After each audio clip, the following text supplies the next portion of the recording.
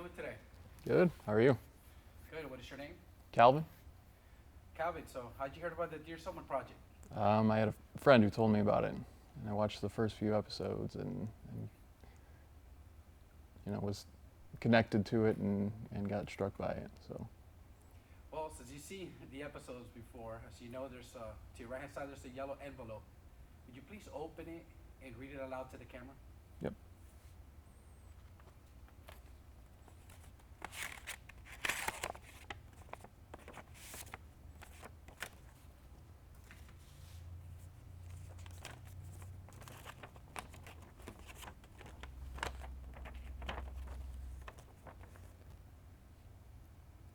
Dear someone, I am a widow and a victim of suicide. My husband of 42 years took his life 3 years and 7 months ago. My husband had a history of depression, and it took a turn for the worse during the summer of 2018. He had a very good life, a stable home, healthy children and grandchildren, and successful careers. Our lives were productive. We were involved in our church and community, cared for our parents and family, traveled together, and had a good marriage. He was a beloved high school teacher for 30 years and was very involved with his students, sponsoring the Bible Club and other after-school activities. He was a devout believer, and he truly walked the walk. We were the center of family gatherings, and he was the one whom everyone turned for wisdom and counsel, including me. So when he took his life, everyone who knew him was in shock and disbelief.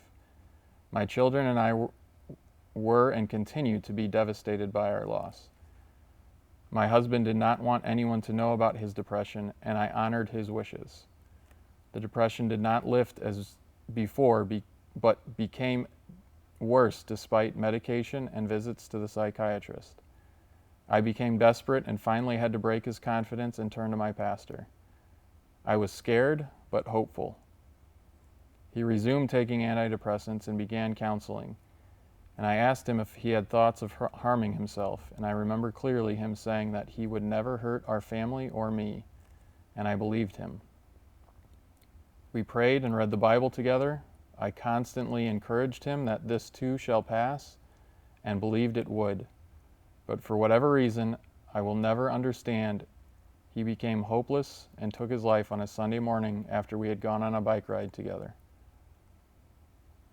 These past 3 years and 7 months have been so difficult for us. My life will never be the same. My soulmate, the love of my life, is no longer with us, and I struggle daily dissecting. There is still denial. A part of me still cannot believe it happened. Anger. How could he do this to me, to my son, daughter, grandchildren, parents, brothers, sister, nieces, nephews, friends, and colleagues? Anger with myself. If only I had taken his gun and gotten him to therapy sooner. The if-onlys are my daily thoughts. It has taken a toll on my son and daughter, and it isn't easy to discuss it with them. I've had extensive counseling and continue to see a psychiatrist. It has helped, but there are still many times I feel that I have not made any progress. I do not see any silver lining for someone who has been an eternal optimist. I feel alienated from friends and family. They wonder why I have not moved on, and I feel uncomfortable talking to them about my daily struggles. I cannot and do not expect people to understand. Coping with the loss of a loved one through suicide is unlike other losses. I am constantly analyzing and performing a psychological autopsy, which takes endless mental twists and turns and never seems to end.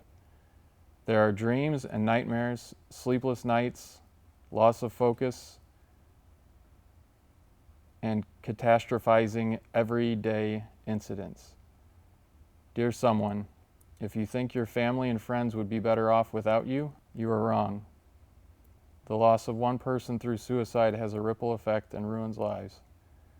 One lesson I have learned is that depression and mental illness are not unlike any other illness except for the stigma. If Eddie had not felt stigmatized, he would most likely still be with us, if he had not felt that his depression was some character flaw. Sincerely, someone. P.S. Would you be my voice?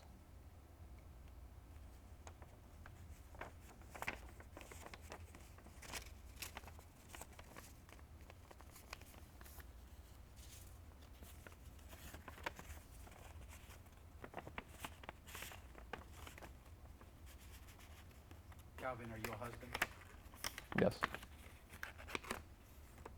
What are your thoughts or feelings that are processing right now?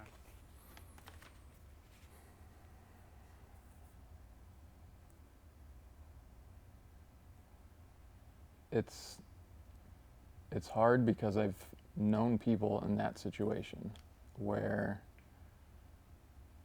they're supposed to be the provider of the family. They're supposed to have it all together, and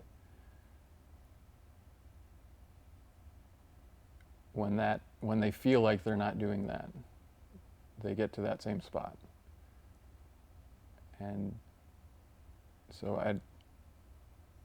as heartbreaking as that is to read, it's harder knowing that there's a lot more people out there that are feeling the same way and dealing with the same things. If the writer of the letter was here, what would you say to her? First, I mean, it's hard, but first I'd say and I'm sure she's heard it before, but it's not her fault. From experiences that I've been through where I had somebody in my household that after they passed away, finding a suicide note in their drawer when we were cleaning out their stuff, and you just see that and you feel like, okay, I had something to do with that. And it can't be further from the truth. And I wish there wasn't, I mean, like the letter alluded to, I wish there wasn't this stigma with mental illness, because it is something that shouldn't be hidden. It should be something that they feel like they can go to somebody and talk about it and know that, even though they're feeling those things, that God is still in control. And in this lifetime, that's still going to be a hard reality. But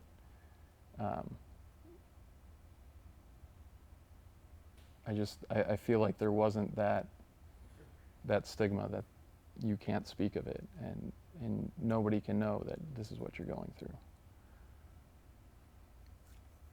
Hi, my name is Calvin, and I will be your voice. Thanks, Calvin. Yep. Should have silenced my phone. Appreciate your time.